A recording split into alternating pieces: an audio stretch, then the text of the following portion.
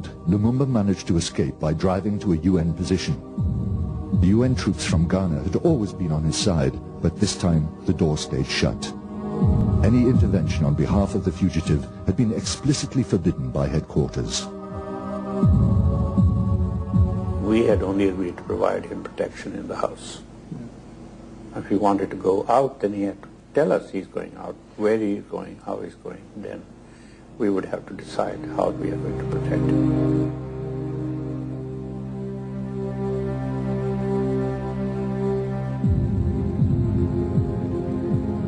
Two days later, at Leopoldville Airport,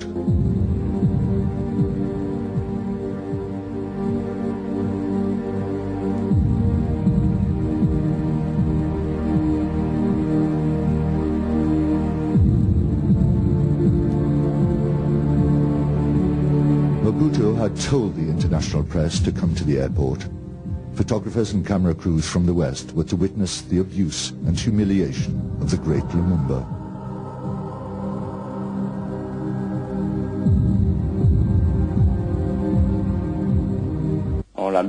We took him to Ticeville, where he was guarded by Bobozo. And then one day we said he was trying to escape, and that's when Ndaka took things in hand to get him sent somewhere else. Victor Ndaka had once been a close friend of Lumumba's, his representative at the head of the party. Now he became Mobutu's security chief, responsible for capturing his former party comrades. On the 13th of January, there was what you would call a mutiny at the military camp. The army was divided. There were pro-Lumumba and anti-Lumumba factions. General Bobozo said to Mobutu, "I can't guarantee his security anymore. You'll have to take him off my hands. Put him wherever you like, but he must leave this camp because I can no longer vouch for the troops stationed in Thizville."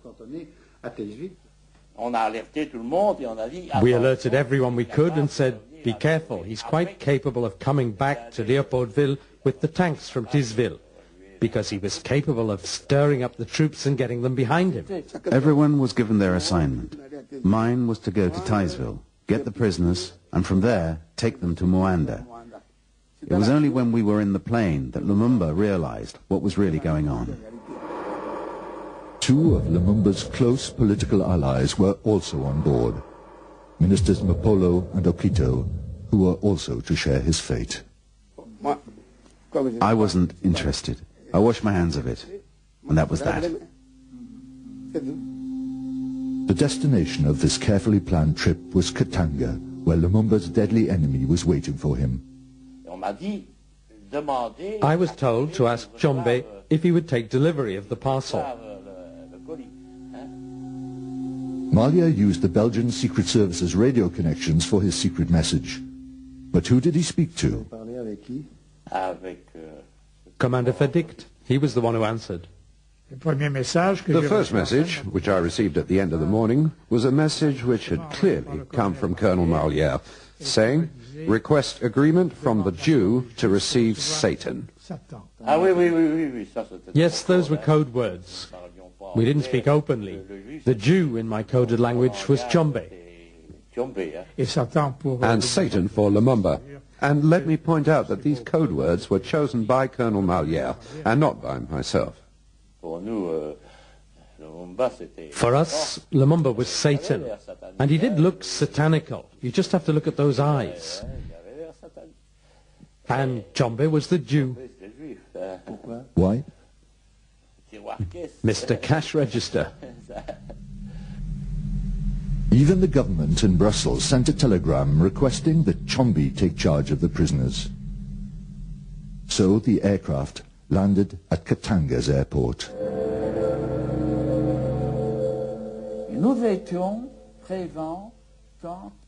We were there when Lumumba and the two others got off the plane, and it wasn't a pleasant sight. They put the three of them in a jeep, and that was when I realized it was Lumumba, who I had already seen before independence. They had shaved his beard off. He was tied up and all that. There were three of them. They struck me, Lumumba anyway, as very dignified, or shall we say, fatalistic. It's difficult to describe. They were being propped up, but they seemed very tired. The airfield was occupied by Swedish UN troops. They were there and saw the whole business. The Swedish unit was in the control tower. One of them, Sergeant Kellgren, made a very brief report describing the arrival of the prisoners. Yes, we did have a report on his arrival, and immediately instructions were given that you must watch him, you must insist that no bodily harm is done. The prisoners were taken to an empty private house belonging to a Belgian settler not far from the airport. It was here at the Villa Bruet that they were guarded by military police under Belgian command. There were many witnesses to the events which followed. I saw several members of the Katanga government, including the Interior Minister, Mr. Monongo, who looked Lumumba over from head to foot and back again, and then spat on the ground. When I saw that, I said to myself, Lumumba has got his death sentence. After the visit from the Interior Minister, Monongo, we were ordered to shoot at the UN troops if they came. And if we couldn't prevent them getting in, we were to kill Lumumba. Didn't you feel any pity for him? Why should I? I've no pity for him. He insulted our king. Didn't it upset you a bit? Upset? A man's death doesn't leave you indifferent, but upset? No.